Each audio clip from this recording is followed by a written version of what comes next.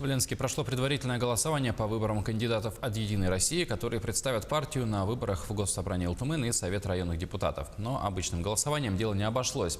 В городе организовали народные гуляния и голосование по одному из проектов федеральной программы «Городская среда». Подробности у наших корреспондентов. Несмотря на плохую погоду и слякоть, затопленные участки улиц, на центральной площади города собралось достаточно много народу. Организаторы постарались сделать так, чтобы выходной у ленчан прошел с максимальным удовольствием.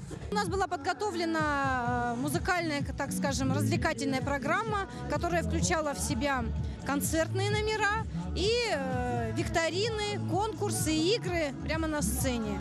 Выступления вокальных и танцевальных коллективов, отдельных исполнителей и групп, розыгрыши и шутки – все это в своей массе не давало скучать зрителям, которые с удовольствием подпевали артистам.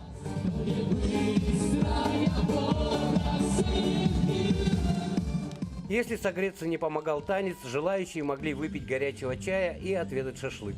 В общем, зрители и участники остались довольными праздником. Ну, вы знаете, концерт замечательный. Конечно, очень радует, что в нашем городе уделяется внимание здоровому досугу.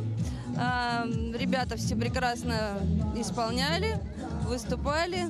Но более всего организаторы уделили внимание детям. Для самых маленьких батуты и игровые приставки в развлекательном центре «Спектр».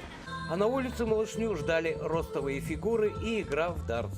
Однако самым популярным увлечением детей в этот день стала езда на двух маленьких якутских лошадках, которые катали наездников по парку.